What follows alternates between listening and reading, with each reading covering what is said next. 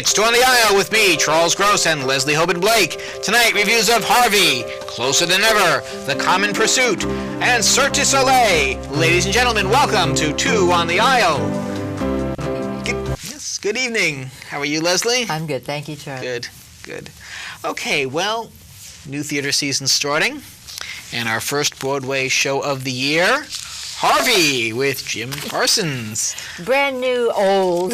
Well, this is the first time this show has been revived since Jimmy Stewart did it, something like 40 years ago, something like that. Right.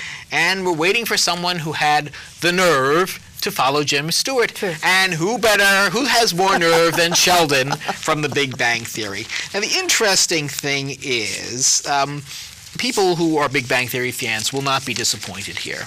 And people who are Harvey fans will not be disappointed. But there's this wonderful line where Jim Parsons' character, Elwood P. Dowd, says, "I used to be smart, now I'm pleasant. Pleasant is better." And I thought that was a great thing for someone who played Sheldon to say, because you could easily see Sheldon morphing into Elwood. Well, I think we ought to talk about what it's about for those few people who've never seen the movie. Well, this is about a man who kind of marches to the beat of a different drummer and is often very oblivious to his surroundings, not unlike Sheldon. Well, but he's also an alcoholic. Well, he drinks a lot. He's an alcoholic. Okay. He's a charming alcoholic. He drinks a lot, but we never do see him intoxicated. No, we don't. But that's his choice. Yes, but he spends a lot of time drinking. But no one cares about that. What upsets his sister and his niece who live with him is that he insists on introducing everybody to his best friend, a 6-foot invisible rabbit named Harvey. Actually, I shouldn't say he's invisible because Elwood can see him. And he's not just a rabbit, he's a puka. Yes, which is like a magical creature. Like a leprechaun. Well, they are kind of mischievous, they're again, I don't know any 6 feet tall leprechauns. No, Actually, I think Harvey is 6 feet 3 inches. Whatever. On that. And the situation for his sister is just becoming she just can't take it anymore. And he also brings people home. And anybody he meets, he invites to the house. Yes. Well, again, another characteristic that you could see with Sheldon. I mean, he comes up, he says, I'd like you to come over sometime. We have to leave Sheldon out of this equation. He's not doing Sheldon. He's playing Elwood. He is, and he's playing it very well. Yes, and so Sheldon doesn't count. It doesn't. I get very upset about that. He's not part of the character. Rich Sommer is not playing his Mad Men character in this either. And Charles Kincaid is not, but that's his name. Is it Charles Kincaid? No, I don't think so. Charles Kimbrough is not playing his TV character. They're playing the characters They are, but what fascinated me about this is how much in common these two characters have, even though on the surface, because Sheldon is aloof, and he's condescending, and he's insulting. In all likelihood, Sheldon has Asperger's disease. I mean, he is so incapable of social interaction. And Elwood, on the other hand, again, while living in his own kind of world and not quite realizing his surroundings, is very sweet, very outgoing. And again, but that line where he said, "Once I was smart, now I'm pleasant." That to me. But Sheldon is not pleasant. Sheldon is anything but pleasant. Yes, but that was Elwood once. I don't want to talk about Sheldon anymore. I really would like to talk about the play. There's a fascinating,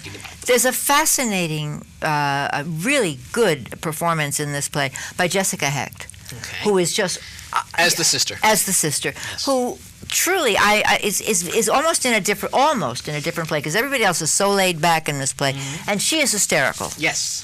And she's so hysterical that when they get to the home where they're trying to put Elwood in the rehab home, psychiatric whatever, a privately owned psychiatric center run by Charles Kimbrough's character. Very strange, odd, almost. Oh golly, when you stuff somebody, what is that called? A taxidermy. He looks like a taxidermy model. He's got, and perhaps there's something wrong with him. I'm not sure, but anyway.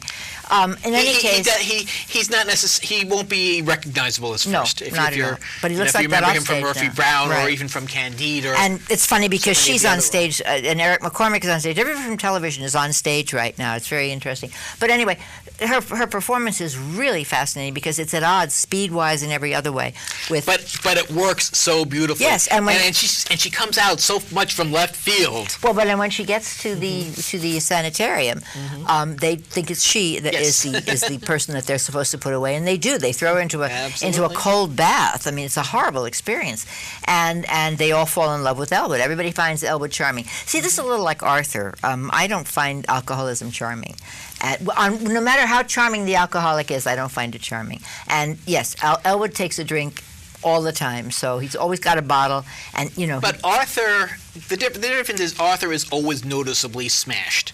Elwood holds his liquor. I agree. He holds his liquor and he sees a 6'3" rabbit. Well, but as it turns out, so do several other people who are not drinking. No one sees the rabbit. They see the door open. They see the door closed. No, we do not see the rabbit. We do not see the rabbit. But the sister confesses, and this is one of the reasons they take her away. Sometimes I see him, and then the doctor sees him. So we never actually see Harvey. All right.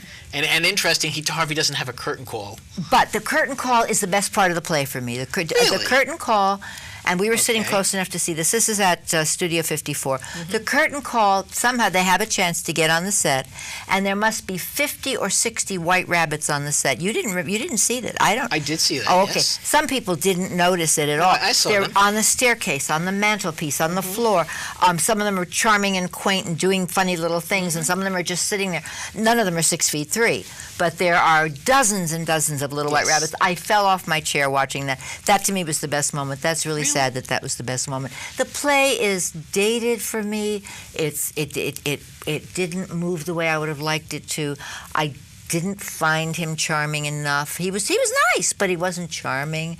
And unless he's absolutely charming, I have nothing bad to say about it. It wasn't enough somehow. My sister loved it. She loves Jim Parsons. She loves The Big Bang Theory. My wife is a big Harvey fan and a big. You mean a big Sheldon? Oh, both. A fan of Harvey and a fan of Big Bang. Right. She had a wonderful time. I didn't like it quite as much, but I also had a good time. I did like Jim Parsons' performance. I liked the sister. I'm sorry, Jessica. I thought she was absolutely hilarious, fabulous. Yes. Rich Summer Carol Kane is also in the show. Right, and she's very funny. She plays the doctor's wife. She has a brief appearance, which was all right. Didn't go over as I expected. Well, I thought it was a nice interaction with Elwood. It was somebody who was very charming with Elwood, and you saw that. You saw how he charmed people. Absolutely. And the other thing was Rich Summer, who plays the wisecracking employee of the sanitarium. Sanitarium. Kind of like a glorified bouncer. Yeah, and I mean, again, I don't know why he's doing that. It's certainly not a large enough part for someone who's a star in a television show. It was interesting. I guess he wanted to do it. Carol Kane obviously wanted to do it too, because she's had a very that was a star turn for her. That was a cameo. That was a real cameo. His is just a sort of a journeyman part through the show that he doesn't get anything really So good to do. your conclusion on the show? If you mean how many playbills, I would give it. I'll be kind. I'll give it 3. That's my top. I would go between 3.75 and 4. Okay. I had a very lovely time. It's a good play. It's actually had a lot more substance than I remembered. Okay. And I like Jim Parsons. I especially like Jessica Hecht in it, and recommend it even if you're a Harvey fan or a Big Bang Theory fan. You will certainly. Well, I did think she was really have good. a good evening. Now,